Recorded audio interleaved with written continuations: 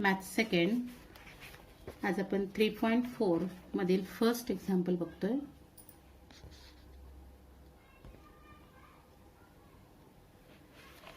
बघू. In figure या आकृतीमध्ये in a circle with centre O length of chord A B is equal to the radius.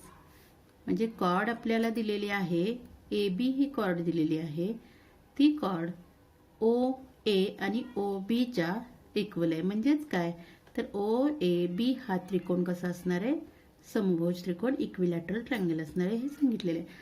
याच्यामध्ये question जे असतात त्या क्वेश्चनमध्येच काय असतं, आपल्याला काय दाखवायचं आहे, काय दिलेलं आहे ते आपल्याला समजत असतं.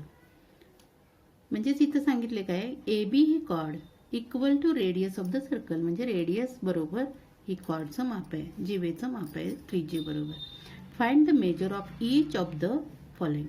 Angle A O B, angle A O B ह्या अँगलचं माप काढायचं आहे.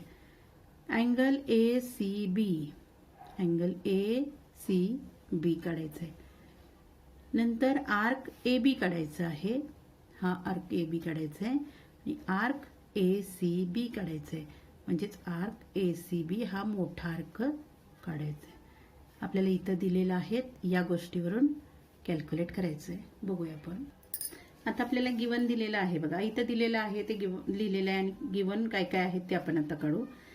इथं आकृती दिलेली आहे, आकृतीमध्ये सांगितल्याप्रमाणे आपल्याला सगळं इथं लिहून घेतलेलं आहे. आता आपल्याला गिवन काय दिलंय बघा, ए बीचं माप हे ओ ए आणि ओ बी बरोबर आहे. पहिल्यांदा आपण एक नंबरचं कॅल्क्युलेट करूया. Segment O A congruent segment O B. का ओ ए आणि ओ बी का कॉन्ग्रुएंट आहेत, तर रेडियाय ऑफ सेम सर्कल, एकाच वर्तुळाच्या त्रिज्या. एकाच वर्तुळाच्या त्रिज्या काय असतात, एकरूप असतात. आणि कॉर्ड जीवा A B is equal to radius. म्हणजे रेडियस आपल्याला गिवन दिलेलं आहे की रेडियस बरोबर जीवेचं माप आहे. म्हणजेच therefore segment A B congruent segment A B congruent O A congruent O B. Therefore triangle आता ओ ए बी किंवा A O B is equilateral triangle. बरोबर. हा एक असा आहे इक्विलॅटरल समभुज त्रिकोण आहे. समभुज त्रिकोणाचे गुणधर्म काय असतो, तर तिन्ही कोणाचं माप किती असतं, 60 अंश. देअरफॉर अँगल ए ओ बी, म्हणजे याच्यामध्ये ए ओ बी हा सुद्धा 60 असणार आहे, ओ ए बी सुद्धा 60 असणार आहे आणि ओ बी ए सुद्धा 60 असणार आहे. म्हणून आपल्याला पहिलं मिळालं उत्तर, पहिलं आपल्याला जे कॅल्क्युलेट करायचं होतं, ए ओ बीचं माप किती आलं, 60 डिग्री. कंसात लिहायचं angle of and equilateral triangle. म्हणजे इक्विलॅटरल ट्रायंगल आहे म्हणून ए ओ बी 60 डिग्री. आता आपल्याला इथं दुसरा एसीबीचं माप काढायचं आहे. एसीबीचं माप काढताना काय सांगितलं होतं आपण, इन्स्क्राइब अँगल थेरममध्ये काय सांगितलं होतं, ए बीचं जे माप असणार आहे त्याच्यापेक्षा निम्म काय असणार आहे, एसीचं माप आहे. त्याच्यासाठी ए बी आपल्याला आधी कॅल्क्युलेट करावं लागेल, ए बी कॅल्क्युलेट करावं लागेल. ए बी कॅल्क्युलेट करायचा म्हटलं तर सेंट्रल अँगल जो आहे तो आपल्याला विचारात घ्यायचा आहे. आधी आपल्याला ए बी कॅल्क्युलेट केला तर तो येणार आहे. त्याच्याऐवजी अजून एक प्रकार आहे, सेकंड आपल्याला बघायचं आहे. आता दुसरं आपल्याला सिद्ध करताना अजून एक आपण सबटेंडचं एक बघितलेलं होतं, सबटेंडेड अँगल. म्हणजेच काय, तर जो the measure of an angle subtended by an arc. Measure of angle म्हणजे ह्या अँगलचं माप जो ACB याचं माप काढताना कोणत्या आर्कमध्ये तो सबटेंड झालाय तर AB मध्ये झालाय सबटेंड. किंवा subtended an arc at point on the circle is half of, म्हणजे या कोणाचं माप is half of a central angle, म्हणजे half of the measure of an angle subtended by the arc, म्हणजे जो ACB हा जो अँगल आहे त्याचा आर्क कुठला इन्स्क्राईब झालाय तर AB, आणि अजून सेंट्रल अँगलचा जरी सबटेंड झालेला आहे त्याचा सुद्धा AB. मग त्यावेळेला आपल्याला त्या जो आतमध्ये कोण आहे सेंट्रल अँगल आहे त्या अँगलच्या पेक्षा या कोणाचं माप कसं असतं अर्ध असतं. म्हणून आपल्याला इथे लिहायचंय the measure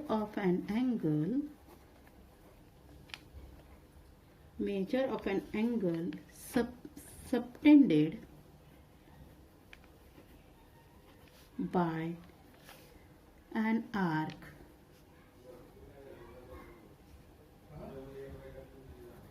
at a point on the circle is half of the measure of the angles subtended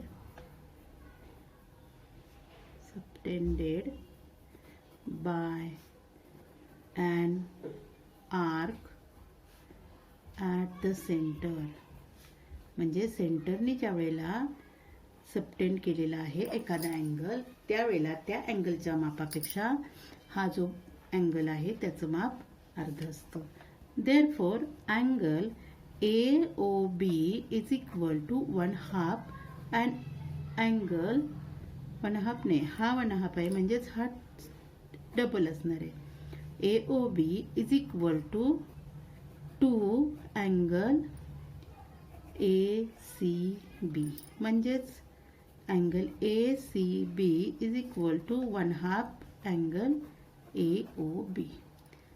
म्हणजेच काय हा अँगलच्या अर्धा ACB असणार आहे. आता ACB किती आहे म्हणून आपल्याला मगाशी काढले AOB किती आहे 60, म्हणजेच angle ACB is equal to 1/2 60. Therefore, angle ACB is equal to 30 degree. हा झाला सेकंड. थर्ड मध्ये काय विचारलंय AB, हा जो AB आर्क आहे ते आर्क AB चं माप किती आहे. M arc AB is equal to angle AOB. म्हणजे हा जो आहे तो सेंट्रल अँगल आहे. AOB हा सेंट्रल अँगल आहे. आपल्याला सेंट्रल अँगलचं पण आपण थेरम बघितलेलं पाठीमागं की सेंट्रल अँगल जेवढा असतो तेवढाच हा आर्क असतो. म्हणजेच हा जर 60 असेल तर AB सुद्धा किती असणार आहे 60च असणार आहे.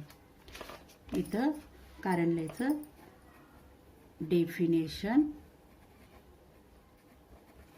ऑफ कुणाचं सेंट्रल अँगल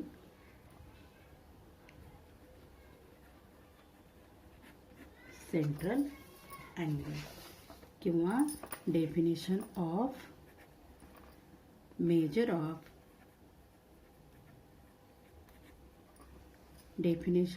मेजर ऑफ कोणता आर्क आहे तो मायनर आर्क.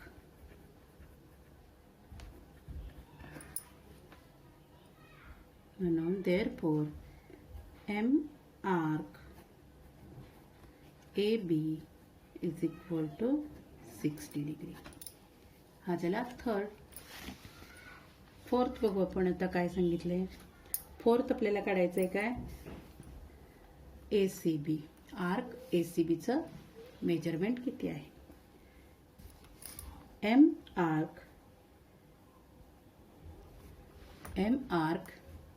AB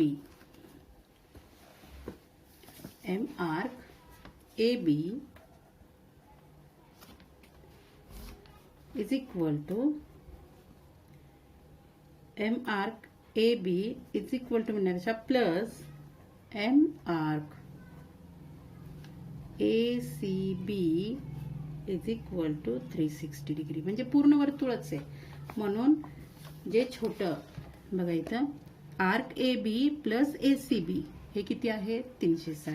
म्हणून इथं आर्क AB प्लस ACB. आता आर्क AB आपल्याला काढलेले आपण, therefore 60 plus M arc ACB is equal to 360 degree.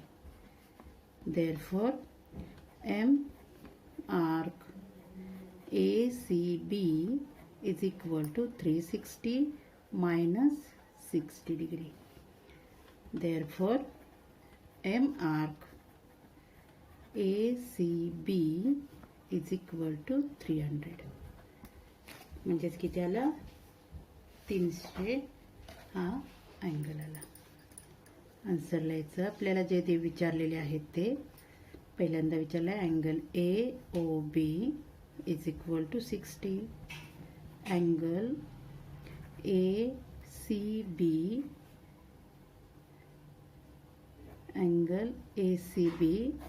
परत लिहू ACB is equal to 30. M arc AB is equal to 60 and M arc ACB is equal to 300.